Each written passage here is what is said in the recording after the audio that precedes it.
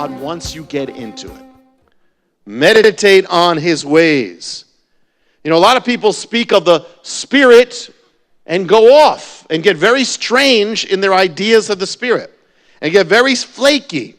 And suddenly they can look at you with glazed eyes, almost speaking in a mystical code, some people, and doing strange things. There are, movements of people that believe that the Spirit makes them bark like dogs.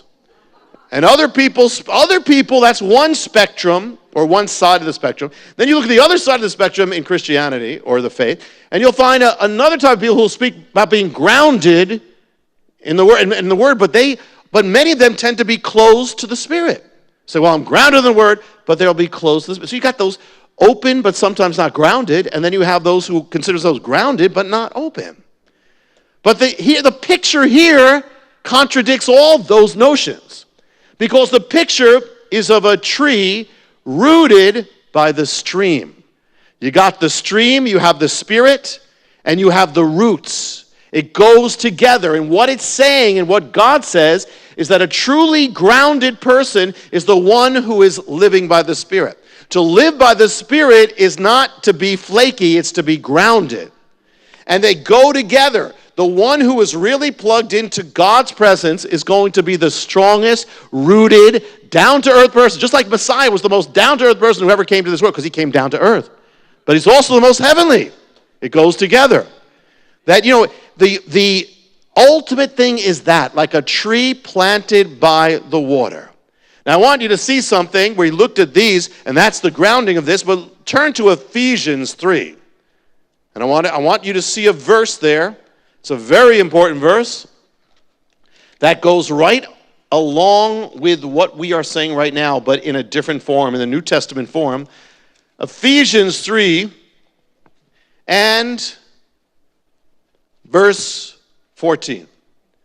For this reason, I bow my knees before the Father, from whom every family in heaven and on earth derives its name, that he would grant you, according to the riches of his glory, to be strengthened with power through his Holy Spirit in the inner man, so that Messiah may dwell in your hearts through faith, and that you, being rooted and grounded in love, may comprehend with all the saints what is the breadth and the length and the height and the depth, and to know the love of Messiah which surpasses knowing, that you may be filled up to all the fullness of God. Now to him who is able to do far more abundantly beyond all that we ask or think, according to the power that works within us.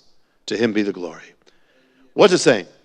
That you be rooted and grounded in love. And here's the picture: rooted in love, grounded, and yet you are flowing. This is the person you might be able to comprehend. The one who is rooted and grounded is the one who's going to be filled up with all the fullness of God. It goes right with the thing of the tree. The tree is rooted, and it is filled up with that stream.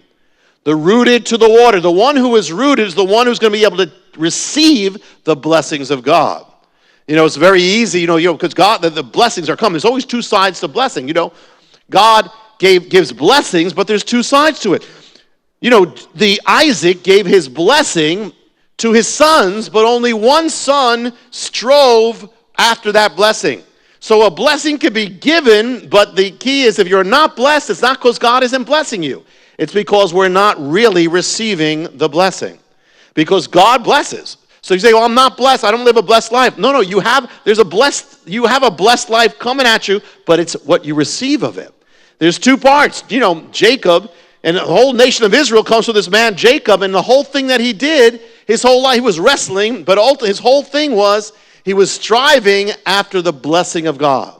And he strove to receive it. He took a lot of work, and he did things his own way, but the thing that was good, that God honored, is he cared enough about the blessing to strive to receive it, to do whatever he had to do to receive that blessing.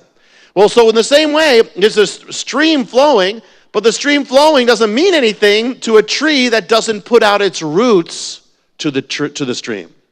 And here it says, you being rooted and grounded in love might be able to comprehend all these blessings. Now the word in Greek comprehend here doesn't just mean comprehend, it also means you might be able to seize, possess.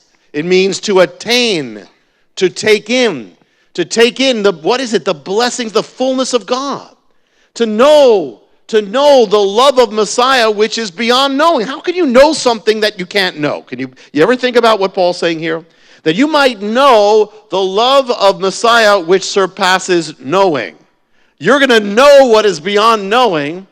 That's what that means. You're going to be filled up. And how can you be filled up with the fullness of God? I mean, how can anyone be filled up with the fullness? I mean, God is, he's so big. How can you be filled up with the fullness? I mean, a fraction of God maybe.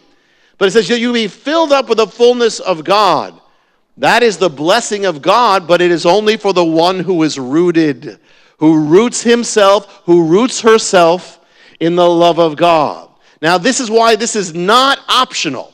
This is absolute required of the true Christian or spirit-filled or godly life. When you plug yourself into God and into his presence, you become like that tree. And what the picture that it's giving in both things, the picture is the tree is planted by a stream. It puts out its roots to the stream. And then what happens? If a drought comes, it says the heat comes, it doesn't matter. That tree is going to be bearing fruit. Even in the drought, it's going to still be fruitful no matter what goes on. What's it saying? I mean, it's obviously, in the